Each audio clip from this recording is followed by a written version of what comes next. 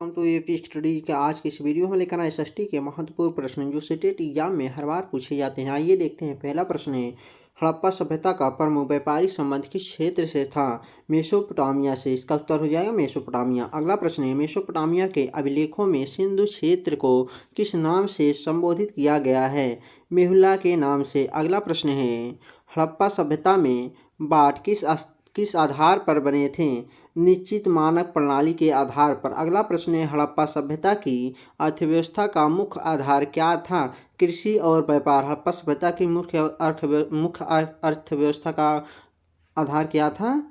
कृषि और व्यापार। अगला प्रश्न है, हड़प्पा सभ्यता के पतन का एक निश्चित कारण क्या था? निश्चित कारण अभी भी विवादित है। अगला प्रश्न है, ऋग्वेद किस भाषा में रचा गया है? वैदिक संस्कृति में। अगला प्रश्न है, सबसे प्राचीन वेद कौन सा है? ऋग्वेद। अगला प्रश्न है, ऋग्वेद में कुल कितने मंडल हैं? 10 मंडल। अगला प्रश्न है, ऋग्वेद में सबसे अधिक स्तुति किस देवता की गई है? इंद्र की। अगला प्रश्न है, ऋग्वेद में अग्नि का क्या महत्व है? यज्ञ का प्रमुख देवता है। अगला प्रश्न है, समवेद का मुख्य विषय क्या है? संगीत और गायन। अगला प्रश्न है, यजुर्वेद का संबंध किससे है? यज्ञ विधियों से। अगला प्रश्न है, अर्थवेद में मुख्यतः किस प्रकार की सामग्री है? मंत्र, उपचार और लोक विश्वास। अगला प्रश्न है, वैदिक काल में सभा और समिति क्या थीं?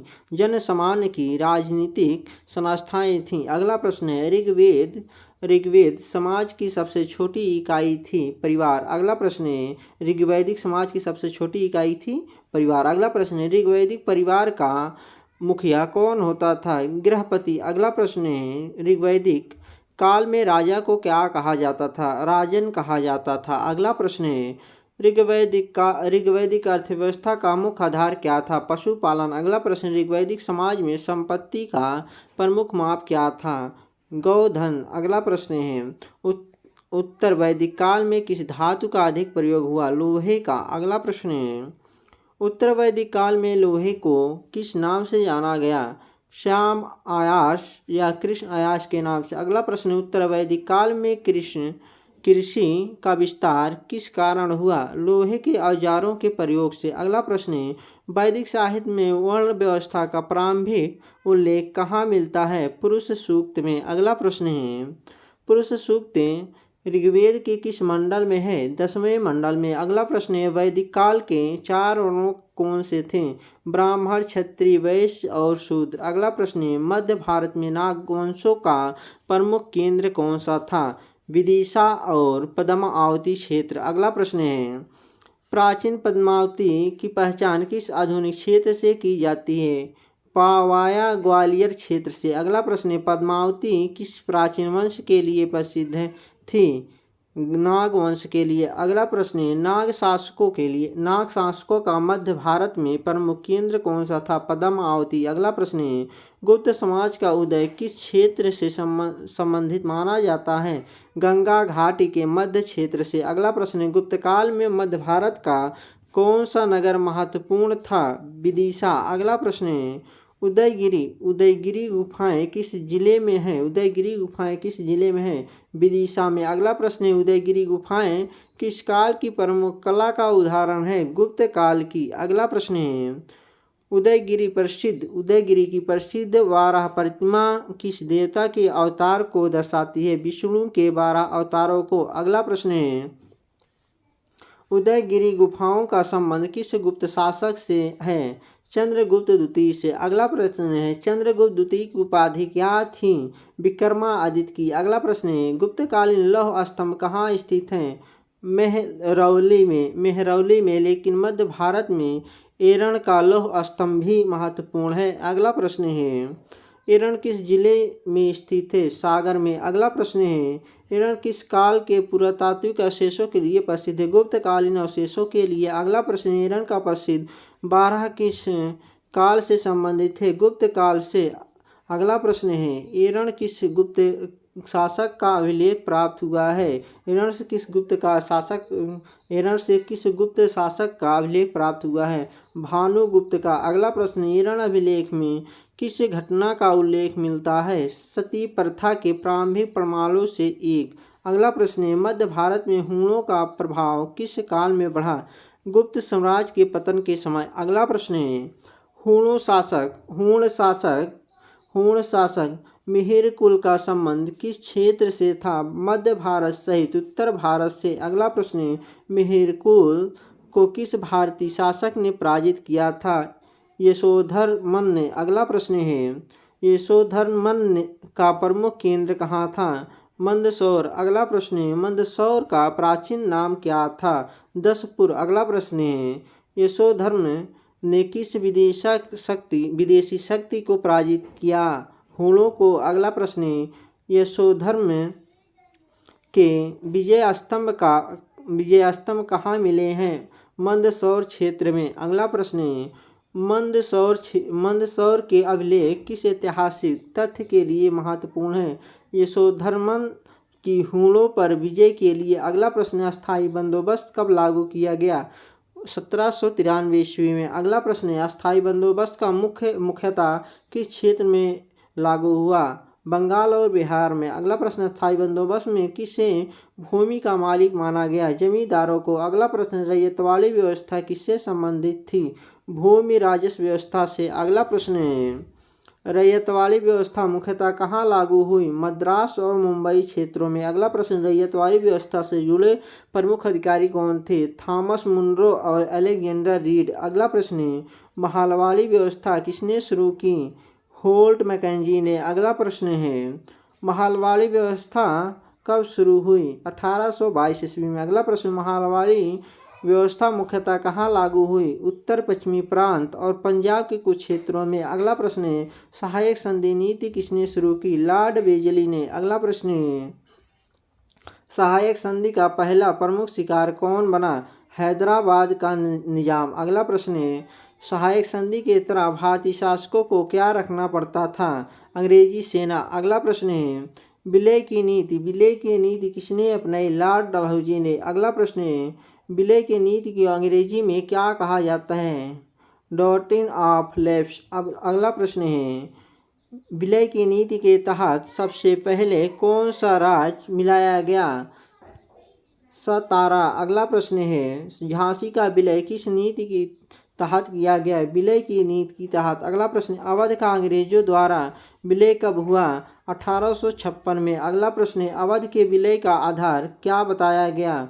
कुशासन। अगला प्रश्न है, भारत में आधुनिक डाक व्यवस्था का विकास किसके समय हुआ? लॉर्ड डलहौजी के समय। अगला प्रश्न है, भारत में पहली रेल कब चली? 1853 में। अगला प्रश्न है, भारत की पहली रेल कहाँ से कहाँ तक चली?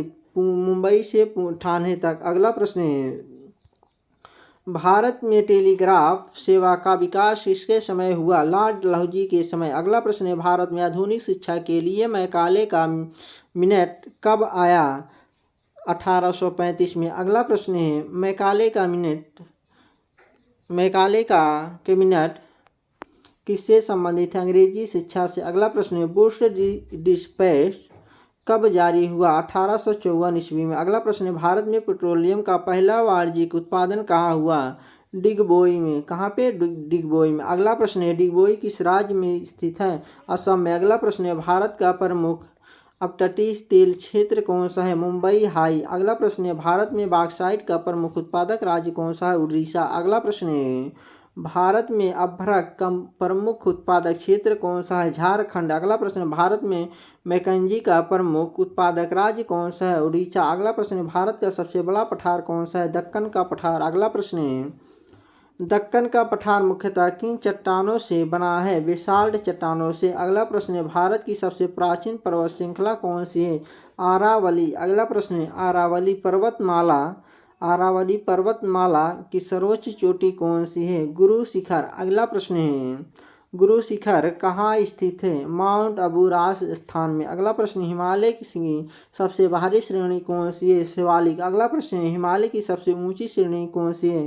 हिमाद्री। अगला प्रश्न है, हिमालय की मध्य श्रेणी क्या कहा जाता है? मध्य श्रेणी को क्या कहा जाता है? हिमाचल। अगला प्रश्न है, भारत में हिमालय की सबसे ऊंची चोटी कौन सी है? कंचनजंगा। अगला प्रश्न है, भारत की सबसे बड़ा डेल्टा कौन सा है? गंगा ब्रह्मपुत्र डेल्टा। अगला प्रश्न है, गंगा ब्रह्मपुत्र डेल्टा किस नाम से जाना जाता है? सुंदरवन डेल्टा के नाम से। अगला प्रश्न है, सुंदरवन डेल्टा सुंदरवन किस वनस्पति के लिए प्रसिद्ध है? मैंग्रोव वनस्पति के लिए। अगला प्रश्न है, भारत का सबसे बड़ा मैंग्रोव वन क्षेत्र कौन सा है? सुंदरवन।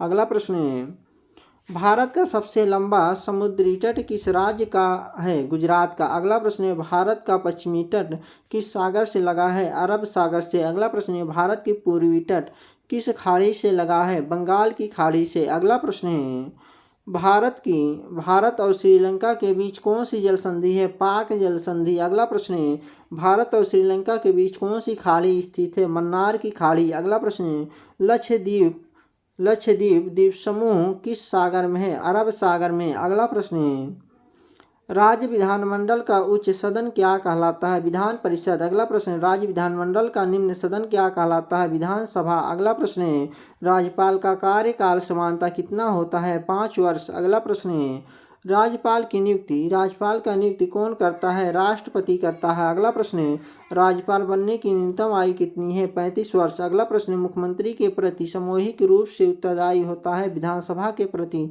अगला प्रश्न है, केंद्रीय मंत्रिपरिषद किसके प्रति सामूहिक रूप से उत्तरदायी होता है? लोकसभा के प्रति। अगला प्रश्न है, मंत्रिपरिषद का प्रमुख कौन होता है? प्रधानमंत्री। कौन होता है? प्रधानमंत्री। अगला प्रश्न है, राज्य मंत्रिपरिषद का प्रमुख कौन होता है? मुख्यमंत्री। अगला प्रश्न है, केंद्र की कार्यपालिका शक्ति किसमें निहित है? राष्ट्रपति में। अगला प्रश्न है, राज्य की कार्यपालिका शक्ति किसमें निहित है? राज्यपाल में। अगला प्रश्न है, भारतीय संविधान में मौलिक अधिकार किस भाग में है? भाग 3 में। अगला प्रश्न, मौलिक अधिकार किन अनुच्छेदों में है? अनुच्छेद 12 से 35 तक। अगला प्रश्न, वर्तमान में मौलिक अधिकारों की संख्या कितनी है? 6। अगला प्रश्न है, संपत्ति का अधिकार अब किस प्रकार का अधिकार है? कानूनी अधिकार। अगला प्रश्न, संपत्ति का अधिकार किस अनुच्छेद में है?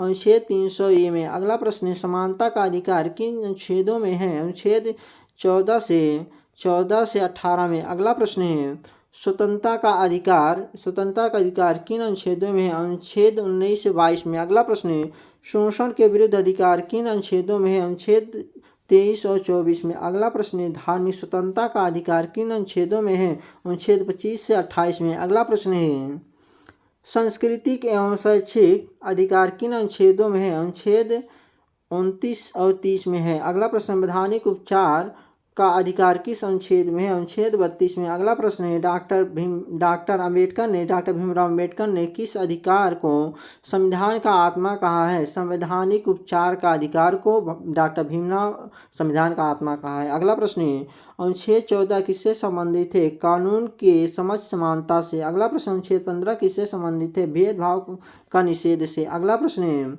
सामाजिक अध्ययन में सीखने की प्रेरणा कैसे बढ़ाई जा सकती है? रुचिकर और जीवन संबंधित गतिविधियों द्वारा। अगला प्रश्न, सामाजिक अध्ययन में जिज्ञासा का क्या महत्व है?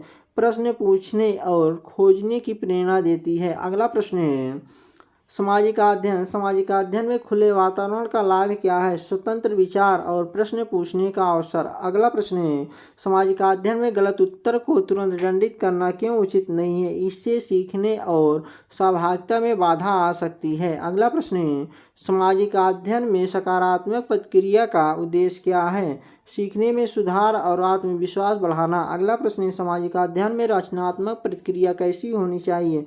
स्पष्ट, समय पर और सुधारात्मक होनी चाहिए। अगला प्रश्न है, सामाजिक अध्ययन में शिक्षक को विद्यार्थियों के उत्तर पर केवल सही गलत क्यों नहीं कहना चाहिए? उत्तर के पीछे तर्क को समझना अधिक उपयोगी है। अगला प्रश्न, सामाजिक अध्ययन में तर्कपूर्ण उत्तर को कैसे प्रोत्साहित करना चाहिए?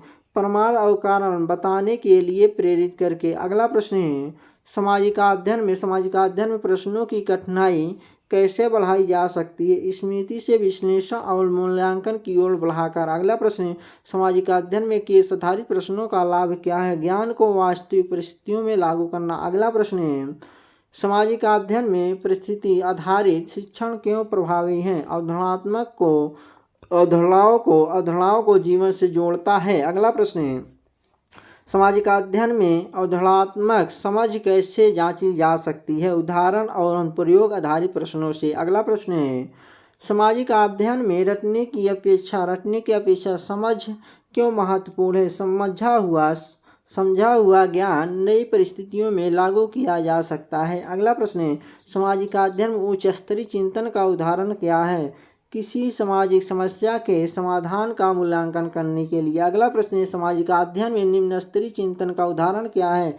किसी तथ्य को याद करके बताने के लिए। अगला प्रश्न है, सामाजिक अध्ययन में सृजनात्मक चिंतन कैसे बढ़ाया जा सकता है? वैकल्पिक समाधान और नए विचार प्रस्तुत करवाकर। अगला प्रश्न है, सामाजिक अध्ययन में निर्णय लेने की गतिविधि का उद्देश्य क्या है? तर्कपूर्ण विकल्प चुनने की क्षमता। अगला प्रश्न है, सामाजिक अध्ययन में सहानुभूति कैसे विकसित की जा सकती है? भूमिका अभियान और विभिन्न जीवन अनुभवों पर चर्चा द्वारा। अगला प्रश्न, सामाजिक अध्ययन में संवेदनशीलता का अर्थ क्या है? दूसरों की परिस्थितियों और समस्याओं को समझना। अगला प्रश्न है, सामाजिक अध्ययन में नागरिक जिम्मेदारी कैसे विकसित की जा सकती है? सामुदायिक गतिविधियों में सहभागिता द्वारा। अगला प्रश्न है, सामाजिक अध्ययन में लोकतांत्रिक मूल्य सीखने का सर्वोत्तम तरीका क्या है? कक्षा में उनका व्यवहारिक अभ्यास करवाना। अगला प्रश्न है, सामाजिक अध्ययन में शांति एवं सह-अस्तित्व की शिक्षा का उद्देश्य क्या है? सम्मानपूर्वक साथ रहने की क्षमता विकसित करना।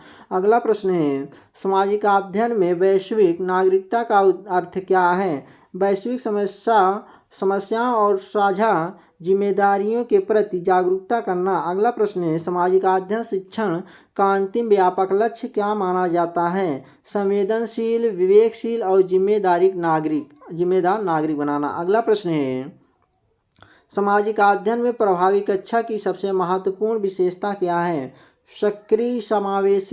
सक्रिय समावेशी और चिंतनशील सहभागिता। अगला प्रश्न है, सामाजिक अध्ययन शिक्षण में सबसे महत्वपूर्ण बात क्या है? विद्यार्थियों को समाज को समझने, प्रश्न करने और जिम्मेदारी से कार्य करने योग्य बनाना। Thank you friend. वीडियो अच्छी लगे चैनल सब्सक्राइब और लाइक करना। जय हिंद दोस्तों।